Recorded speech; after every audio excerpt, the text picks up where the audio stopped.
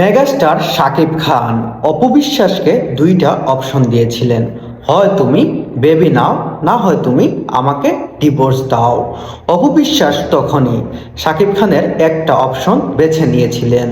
তিনি শাকিব খানের কাছ থেকে ডিভোর্স চেয়েছিলেন, কারণ অপবিশ্বাস বলেন, আমি একজনকে প্রমিস করেছি, আমি আমার ছেলেকে দুনিয়াতে আনবো, দুনিয়ার আলো বাতাস সব কিছু তাকে চিনাবো এবং শিখাবো, তাকে আমি মানুষের মতো মানুষ করব। তাই আমি আমার ওয়াদা রাখার জন্য আমি শাকিব খানের জীবন থেকে অনেক দূরে সরে এসেছি।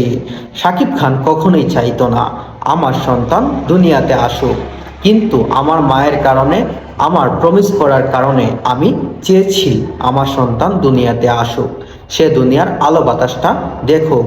দেখুন একটা জিনিস, দিন শেষে আমার পাশে এখন কেউই নেই, শুধু আমার ছেলে ছাড়া। আমার মা নেই, আমার স্বামী নেই, শাকিব খানও আমার পাশে নেই। এমনকি শাকিব খানের ফ্যামিলিও আমার পাশে এসে একটু মুহূর্তের জন্য দাঁড়ায়নি।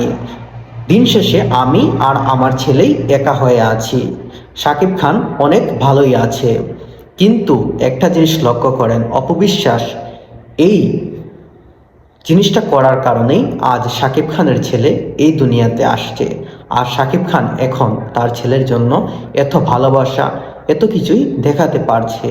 যদি অপবিশ্বাস এই ডিসিশনটা নিত না, তাহলে হয়তো শাকিব খানের এই ভালোবাসাটা এখন দেখানোর মতো কোনো জায়গা বা কোনো ওয়ে থাকতো না।